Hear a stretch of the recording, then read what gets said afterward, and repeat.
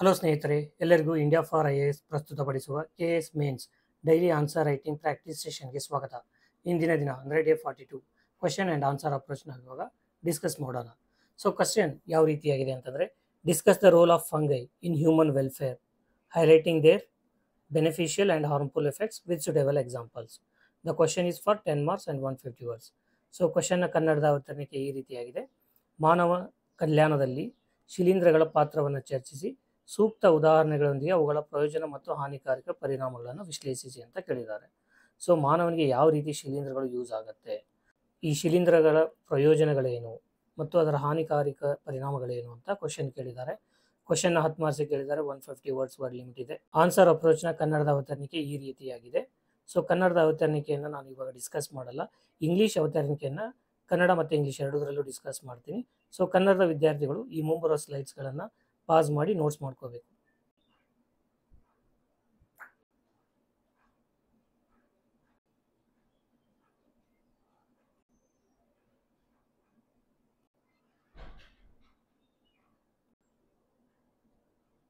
ಆನ್ಸರ್ನ ನಾವು ಒಂದು ಇಂಟ್ರೊಡಕ್ಷನ್ ಬರೆಯೋದ್ರ ಮುಖಾಂತರ ಸ್ಟಾರ್ಟ್ ಮಾಡಬೇಕು. ಸೊ ಇಂಟ್ರೊಡಕ್ಷನಲ್ಲಿ ಏನು ಬರೀಬೇಕು? ಸೊ ಫಂಗೈ ಬಗ್ಗೆ ಒಂದು ಡೆಫಿನೇಷನ್, ಫಂಗೈ ಯಾವ ರೀತಿಯಾದ ಒಂದು ಆರ್ಗ್ಯಾನಿಸಮ್ ಅಂತ ನಾವು ಬರೆಯೋದ್ರ ಮುಖಾಂತರ ಆನ್ಸರ್ನ ಸ್ಟಾರ್ಟ್ ಮಾಡ್ಬೋದು. So fungi are eukaryotic organisms that play a significant role in various ecological and economic activities. So ಇಷ್ಟು ಬರೆದ್ರೆ ಸಾಕು ಇಂಟ್ರೊಡಕ್ಷನಲ್ಲಿ. ಅಪಾರ್ಟ್ ಫ್ರಮ್ ದ್ಯಾಟ್ ನಾವು ಕೆಲವೊಂದಿಷ್ಟು ಇನ್ಫಾರ್ಮೇಷನ್ ಕೊಟ್ಟಿದ್ದೀವಿ. ಸೊ ಇದನ್ನು ನೀವು ಇಂಟ್ರೊಡಕ್ಷನಲ್ಲಿ ಬರಿಬೋದು, ಆರ್ ಎಲ್ಸ್ ಇಲ್ಲಿ ಇರ್ತಕ್ಕಂಥ ಪಾಯಿಂಟ್ಸ್ನ ಮೇನ್ ಬಾಡಿ ಪಾರ್ಟಲ್ಲೂ ಬರಿಬೋದು. ಸೊ ಕ್ವಶನಲ್ಲಿ 2 ಪಾರ್ಟ್ ಕೇಳಿದ್ದಾರೆ, ಬೆನಿಫಿಷಿಯಲ್ ಎಫೆಕ್ಟ್ಸ್ ಮತ್ತು ಹಾರ್ಮ್ಫುಲ್ ಎಫೆಕ್ಟ್ಸ್ ಅಂತ. ಸೊ ಈಗ beneficial effects of fungi with ಎಕ್ಸಾಂಪಲ್ಸ್ನ ನಾವು ನೋಡ್ತಾ ಹೋದರೆ, ಸೊ ಫಸ್ಟ್ನೇದಾಗಿ ಏನು ನೋಡ್ತೀವಿ, ಮೆಡಿಸಿನಲ್ಲಿ ಫಂಗೈನ ಯೂಸ್ ಮಾಡ್ತೀವಿ. ಸೊ ಆ್ಯಂಟಿಬಯೋಟಿಕ್ ಪ್ರಿಪೇರ್ ಮಾಡೋದ್ರಲ್ಲಿ. ಸೊ ಪೆನ್ಸಿಲಿನ್ ನೊಟಾಟಮ್ ಅನ್ನೋ ಒಂದು ಫಂಗೈನ ಯೂಸ್ ಮಾಡಿಕೊಂಡು ಪೆನ್ಸಿಲಿನ್ ಎಂಬ ಒಂದು ನಾವು ಆ್ಯಂಟಿಬಯೋಟಿಕ್ನ ತಯಾರು ಮಾಡ್ತೀವಿ. ಸೊ ಅದನ್ನು ಬರೀಬೇಕು. ದೆನ್ ಸೊ ಈ ಮೆಡಿಸಿನಲ್ ಯೂಸಲ್ಲಿ ನೆಕ್ಸ್ಟ್ ಎಕ್ಸಾಂಪಲ್ ಏನಂದರೆ, ಇಮ್ಯುನೋಸಪ್ರೆಸೆಂಟ್ಸ್ ಆಗಿ ಕೂಡ ನಾವು ಫಂಗೈನ ಯೂಸ್ ಮಾಡ್ಕೋತೀವಿ. ಅದಕ್ಕೆ ಎಕ್ಸಾಂಪಲ್ ಏನಂದರೆ ಸೈಕ್ಲೋಸ್ಪೊರೈನ್ ಎಂಬ ಒಂದು ಕೆಮಿಕಲ್ನ ಪಾಲಿಕ್ಯಾಡಿಯಮ್ ಇನ್ಫ್ಲಾಟಮ್ ಎಂಬ ಒಂದು ಫಂಗೈಯಿಂದ ಎಕ್ಸ್ಟ್ರಾಕ್ಟ್ ಮಾಡ್ತೀವಿ. ಸೊ ಅದನ್ನು ನಾವು ಆರ್ಗನ್ ಟ್ರಾನ್ಸ್ಪ್ಲಾಂಟ್ ಮಾಡೋದ್ರಲ್ಲಿ ಅವಾಗ ಆರ್ಗನ್ ರಿಜೆಕ್ಷನ್ ಆಗೋದನ್ನು ಪ್ರಿವೆಂಟ್ ಮಾಡಲಿಕ್ಕೆ ಇಮ್ಯುನೋಸಪ್ರೆಸೆಂಟ್ ಆಗಿ ಉಳಿಸ್ತೀವಿ. ಥರ್ಡ್ ಎಕ್ಸಾಂಪಲ್ ಬಂದು ಸ್ಟ್ಯಾಟಿನ್ ಅಂತಂದರೆ, ಸೊ ಅಸ್ಪೆರ್ಜಿಲಸ್ ಟೆರೆಸ್ ಎಂಬ ಒಂದು ಫಂಗೈಯಿಂದ ನಾವು ಅದೇನು ಮಾಡುತ್ತೆ, ಲೆವೋಸ್ಟ್ಯಾಟಿನನ್ನು ಪ್ರೊಡ್ಯೂಸ್ ಮಾಡುತ್ತೆ. ಸೊ ಅದನ್ನು ನಾವು ಯೂಸ್ ಮಾಡಿಕೊಂಡು ಸ್ಟ್ಯಾಟಿನ್ನ ಪ್ರೊಡ್ಯೂಸ್ ಮಾಡ್ತೀವಿ. ಈ ಸ್ಟ್ಯಾಟಿನ್ ಇದು ಎಲ್ಲಿ ಹೆಲ್ಪ್ ಮಾಡುತ್ತೆ ಅಂದರೆ ಲೋವರಿಂಗ್ ಕೊಲೆಸ್ಟ್ರಾಲ್ ಲೆವೆಲ್. ಸೊ ಹಾಗೆ ಅದೇ ರೀತಿ ನಾವು ಫಂಗೈನ ಆ್ಯಂಟಿ ಫಂಗಲ್ ಡ್ರಗ್ಸನ್ನು ಪ್ರೊಡ್ಯೂಸ್ ಮಾಡೋದ್ರಲ್ಲೂ ಯೂಸ್ ಮಾಡ್ತೀವಿ. ಗ್ರೀಸಿಯೋಫುಲ್ವಿನ್ ಎಂಬ ಒಂದು ಕೆಮಿಕಲ್ನ ನಾವು ಫಂಗೈಯಿಂದ ಪಡ್ಕೊಂಡಿರ್ತೀವಿ. ಸೊ ಆ ಕೆಮಿಕಲ್ ಏನು ಟ್ರೀಟ್ ಮಾಡೋಕ್ಕೆ ಹೆಲ್ಪ್ ಮಾಡುತ್ತೆ ಅಂದರೆ ಫಂಗಲ್ ಇನ್ಫೆಕ್ಷನ್, ಹ್ಯೂಮನ್ ಬಾಡಿಯಲ್ಲಿ ಏನು ಫಂಗಲ್ ಇನ್ಫೆಕ್ಷನ್ ಆಗಿರುತ್ತೆ ಅದನ್ನು ಟ್ರೀಟ್ ಮಾಡೋಕ್ಕೆ ಈ ಡ್ರಗ್ ಉಪಕಾರಿಯಾಗಿದೆ. ಸೊ ಇವಾಗ ಮೆಡಿಸಿನಲ್ ಯೂಸಸ್ ಬರೆದ್ಮೇಲೆ ನಾವು with examples, next we have to write the industrial applications of fungi with examples. So industrial application ಯಾವ ರೀತಿ ಯೂಸ್ ಮಾಡ್ತೀವಿ, ಫರ್ಮೆಂಟೇಷನ್ ಪ್ರೋಸೆಸ್ ಮಾಡೋದ್ರಲ್ಲಿ. ಫರ್ಮೆಂಟೇಷನ್ ಪ್ರೋಸೆಸ್ ಯಾವ ರೀತಿ, ಸೊ ಇವಾಗ ಬ್ರೀವಿಂಗ್ ಇಂಡಸ್ಟ್ರಿ ಇರ್ಬೋದು, ಅಂದರೆ ಆಲ್ಕೋಹಾಲ್ ಇಂಡಸ್ಟ್ರಿ ಇರ್ಬೋದು, ವೈನ್ ಪ್ರೊಡಕ್ಷನ್ ಇಂಡಸ್ಟ್ರಿ ಇರ್ಬೋದು, ಬ್ರೆಡ್ ಮೇಕಿಂಗ್ ಇಂಡಸ್ಟ್ರಿ ಇರ್ಬೋದು. ಈ ಎಲ್ಲ ಇಂಡಸ್ಟ್ರೀಸಲ್ಲಿ ನಾವು ಈ ಈಸ್ಟ್ ಅನ್ನೋ ಫಂಗೈ ಸ್ಯಾಕರೋಮೈಸಿಸ್ ಸೆರ್ವಿಯಾಸೆ ಎಂಬ ಈ ಫಂಗೈನ ಯೂಸ್ ಮಾಡಿಕೊಂಡು ನಾವು ಇಲ್ಲಿ ಫರ್ಮೆಂಟೇಷನ್ ಪ್ರೋಸೆಸ್ನ ಕ್ರಿಯೇಟ್ ಮಾಡಿ wine production, alcohol production and bread making ಮಾಡೋದರಲ್ಲಿ ಉಪಯೋಗ ಮಾಡ್ತೇವೆ. ಸೊ ಎರಡನೇದಾಗಿ ನಾವು ಫಂಗೈನ ಫುಡ್ ಇಂಡಸ್ಟ್ರಿನಲ್ಲಿ ಯೂಸ್ ಮಾಡ್ತೀವಿ. ಸೊ ಅದಕ್ಕೆ ಎಕ್ಸಾಂಪಲ್ ಅಂತಂದರೆ ಎಡಿಬಲ್ ಮಶ್ರೂಮ್ಸ್ ಇರುತ್ತೆ. ಮಶ್ರೂಮ್ಸ್ ಕೂಡ ಫಂಗೈ ಜಾತಿಗೆ ಸೇರಿರುತ್ತೆ.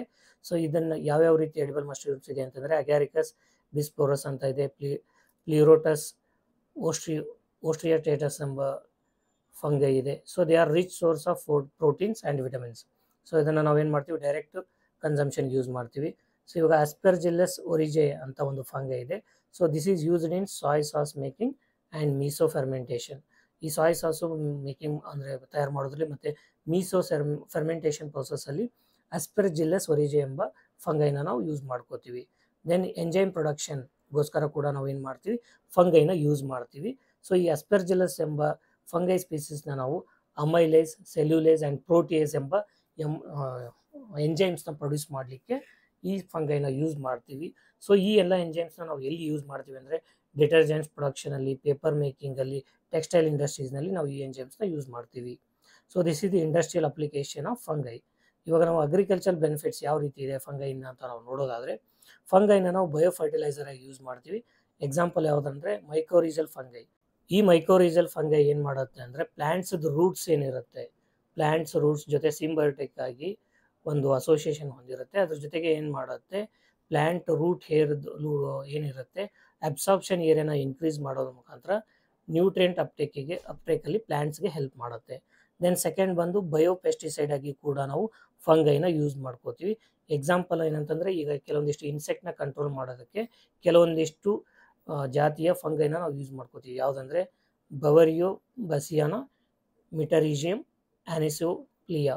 ಸೊ ಈ ಥರದ ಫಂಗೈನ ನಾವು ಇನ್ಸೆಕ್ಟ್ ಅಂದರೆ ಈ ಪ್ಲ್ಯಾಂಟ್ಸ್ಗೆ ಏನು ಕೀಟಗಳು ಇರುತ್ತೆ ಆ ಕೀಟಗಳನ್ನು ಹೋಗ್ಲಾಡಿಸೋಕ್ಕೆ ಇದನ್ನು ಪೆಸ್ಟಿಸೈಡ್ ಆಗಿ ನಾವು ಯೂಸ್ ಮಾಡ್ಕೋತೀವಿ. ದೆನ್ ಥರ್ಡ್ ಇಂಪಾರ್ಟೆನ್ಸ್ ಬಂದು soil health. So soil health ಹೆಂಗಂತಂದರೆ ಫಂಗೈ ಏನು ಮಾಡುತ್ತೆ, ಡಿಕಂಪೋಸ್ ಮಾಡುತ್ತೆ ಆರ್ಗ್ಯಾನಿಕ್ ಮ್ಯಾಟರ್ನ. ಸೊ ಆರ್ಗ್ಯಾನಿಕ್ ಮ್ಯಾಟರ್ ಏನು ಮಾಡುತ್ತೆ, ಸಾಯಿಲ್ ಫರ್ಟಿಲಿಟಿನ ಎನ್ಹ್ಯಾನ್ಸ್ ಮಾಡುತ್ತೆ. So these are the agriculture benefits of fungi. So ಇನ್ನು ಎಕಾಲಜಿಕಲ್ ರೋಲ್ನ ನೋಡೋದಾದರೆ ಫಂಗೈನ decomposition and nutrient cycling. So ಏನು ಮಾಡುತ್ತೆ fungi, organic matter, dead organic ಮ್ಯಾಟರ್ನ ಡಿಕಂಪೋಸ್ ಮಾಡುತ್ತೆ. ಇದರಿಂದ ಏನಾಗುತ್ತೆ, ನ್ಯೂಟ್ರಿಯೆಂಟು ರೀಸೈಕಲ್ ಆಗ್ತಾ ಹೋಗುತ್ತೆ. ಸೊ ನಾವು ನೆಕ್ಸ್ಟ್ ನೋಡೋದಾದ್ರೆ ಲಿಚೆನ್ಸ್ ಅಂತ ಇದೆ. ಲಿಚೆನ್ಸ್ ಅನ್ನೋದು it is a symbiotic association between fungi and algae. Algae ಮತ್ತು ಫಂಗೈ ಏನು ಮಾಡ್ತವೆ, ಒಂದಕ್ಕೊಂದು ಪರಸ್ಪರ ಸಿಂಬಯೋಟಿಕ್ ಅಸೋಸಿಯೇಷನಲ್ಲಿ ವಾಸಿಸ್ತವೆ. ಅದಕ್ಕೆ ನಾವು ಏನಂತ ಕರಿತೀವಿ, ಲಿಚೆನ್ಸ್ ಅಂತ ಕರಿತೀವಿ. ಸೊ ಈ ಲಿಚೆನ್ಸ್ ಏನಕ್ಕೆ ಹೆಲ್ಪ್ ಮಾಡುತ್ತೆ ಅಂದರೆ ಇದು ಸಾಯಿಲ್ ಫಾರ್ಮೇಷನ್ಗೆ ಹೆಲ್ಪ್ ಮಾಡುತ್ತೆ. ಆ್ಯಂಡ್ ಇದೇನು ಮಾಡುತ್ತೆ, it is an indicator of air pollution. Air pollution ಜಾಸ್ತಿ ಇದ್ದರೆ ಲಿಚೆನ್ಸು ಕಡಿಮೆ ಆಗ್ತಾ ಹೋಗುತ್ತೆ.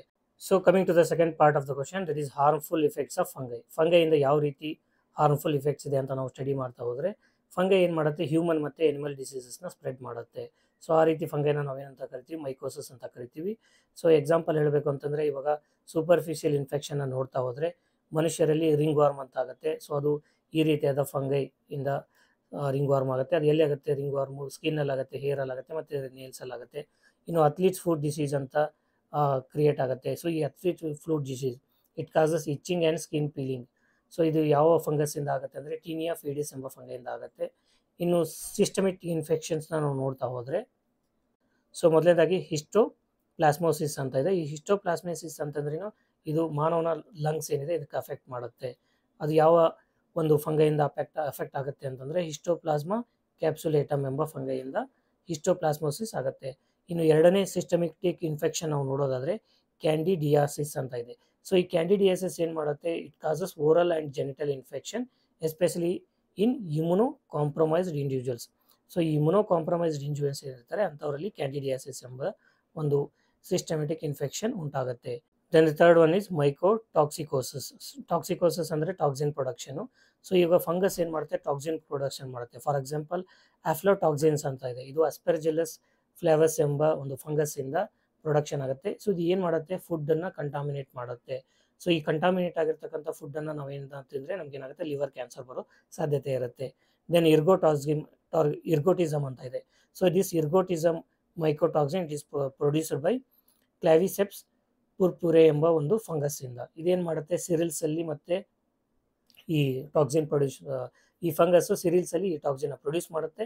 This leads to hallucinations and gangrene. So ಈ ರೀತಿ ಕಂಟಾಮಿನೇಟ್ ಆದಂಥ ನಾವು ಆಹಾರ ಪದಾರ್ಥಗಳನ್ನ ತಿಂದರೆ ಏನಾಗುತ್ತೆ, ಹಲುಸಿನೇಷನ್ ಉಂಟಾಗುತ್ತೆ ಮತ್ತು ಗ್ಯಾಂಗ್ರೀನ್ ಉಂಟಾಗುತ್ತೆ. ಸೊ ಇನ್ನು ಪ್ಲ್ಯಾಂಟ್ ಕಮ್ಯುನಿಟಿಗೆ ಯಾವ ರೀತಿ ಫಂಗೈಯಿಂದ ಹಾರ್ಮ್ಫುಲ್ ಇಫೆಕ್ಟ್ಸ್ ಇದೆ ಅಂತ ನಾವು ನೋಡ್ತಾ ಹೋದರೆ, ರಸ್ಟ್ ಮತ್ತು ಸ್ಮಟ್ಸ್ ಅಂತ ಡಿಸೀಸಸ್ ಇದೆ ಪ್ಲ್ಯಾಂಟ್ಸ್ಗೆ. These rust and smuts are caused by fungi. So example ನಾವು ನೋಡೋದಾದರೆ ಪುಕಿನಿ ಎಂಬ ಫಂಗೈ ಏನು ಮಾಡುತ್ತೆ, it causes wheat rust. So ಈ ವೀಟ್ ರಸ್ಟಿಂದ ಏನಾಗುತ್ತೆ, ಕ್ರಾಪ್ ಈಲ್ಡು ಕಡಿಮೆ ಆಗ್ತಾ ಹೋಗುತ್ತೆ. ಅದೇ ರೀತಿ ಉಸ್ಟಿಲ್ಯಾಗೋ ಎಂಬ ಒಂದು ಫಂಗೈಯಿಂದ ಸ್ಮಟ್ ಕ್ರಿಯೇಟ್ ಆಗುತ್ತೆ ಮೇಜಲ್ಲಿ. ಮೇಜ್ ಅಂದರೆ ಮೆಕ್ಕೆಜೋಳದಲ್ಲಿ ಮತ್ತು ಶುಗರ್ ಕೇನಲ್ಲಿ. ಸೊ ಇದರಿಂದ ಏನಾಗುತ್ತೆ, ಈಲ್ಡು ಡ್ರಾಪ್ ಆಗುತ್ತೆ. ದೆನ್ ಬ್ಲೈಟ್ಸ್ ಆ್ಯಂಡ್ ವಿಲ್ಡ್ಸ್ ಅಂತ ಇದೆ. So these blights and wilts are also caused by fungus. ಇವಾಗ ಏನಾಗುತ್ತೆ, ಫೈಟೋಪ್ತೋರಾ ಇನ್ಫೆಸ್ಟೆನ್ಸ್ ಅಂತ ಒಂದು ಫಂಗೈ ಇದೆ.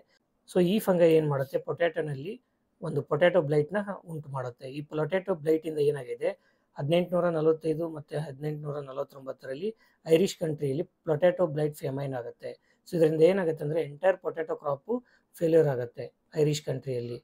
ಸೊ ಅದೇ ರೀತಿ ಫುಸೇರಿಯಮ್ ಎಂಬ ಇನ್ನೊಂದು ಫಂಗಸ್ ಇದೆ. ಆ ಫಂಗಸ್ ಏನು ಮಾಡುತ್ತೆ, ವಿಲ್ಟನ್ನು ಕಾಟನ್ ಮತ್ತು ಬನಾನಾಸಲ್ಲಿ ಕ್ರಿಯೇಟ್ ಮಾಡುತ್ತೆ. ಇದರಿಂದ ಏನಾಗುತ್ತೆ, ಕಾಟನ್ ಬೆಳೆ ನಾಶ ಆಗುತ್ತೆ ಮತ್ತು ಬನಾನಾ ಬೆಳೆ ನಾಶ ಆಗುತ್ತೆ.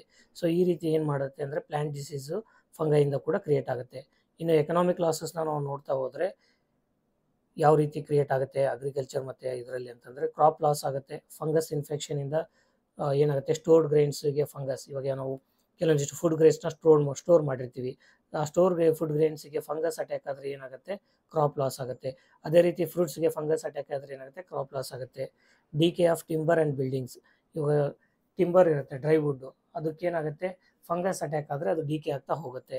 Then contamination of food and beverages, so ಅದು ಯಾವ ಫಂಗಸ್ಸಿಂದ ಆಗುತ್ತೆ ಅಂದರೆ ರೈಜೋಪಸ್ ಅಂತ ಫಂಗಸ್ ಇದೆ, ಅದೇನು ಮಾಡುತ್ತೆ, ಫುಡ್ನ ಸ್ಪಾಯ್ಲ್ ಮಾಡುತ್ತೆ. Example bread. ಅಸ್ಪೆರ್ಜಿಲಸ್ ಎಂಬ fungi it contaminates the store food grains. So ಈ ರೀತಿ ಏನಾಗುತ್ತೆ, ಕಂಟಾಮಿನೇಟ್ ಫುಡ್ಡನ್ನು ನಾವು ತಿಂದರೆ ಫುಡ್ ಪಾಯ್ಸನಿಂಗ್ ಆಗೋ ಚಾನ್ಸಸ್ ಇರುತ್ತೆ. ಸೊ ಇನ್ನು ಎನ್ವಿರಾನ್ಮೆಂಟಲ್ ಆ್ಯಂಡ್ ಹೆಲ್ತ್ ಹಜಾರ್ಡ್ಸ್ನ ನಾವು ನೋಡ್ತಾ ಹೋದರೆ ಬಿಲ್ಡಿಂಗ್ಸ್ ಮೇಲೆ ಮೋಲ್ಡ್ ಗ್ರೋತ್ ಆಗುತ್ತೆ. ಸೊ ಈ ಮೋಲ್ಡ್ ಏನು ಮಾಡುತ್ತೆ, ಗ್ರೋತ್ ಆಗಿರೋ ಮೋಲ್ಡು ರೆಸ್ಪಿರೇಟರಿ ಇಶ್ಯೂಸ್ ಮತ್ತು ಅಲರ್ಜೀಸ್ನ ಕ್ರಿಯೇಟ್ ಮಾಡುತ್ತೆ.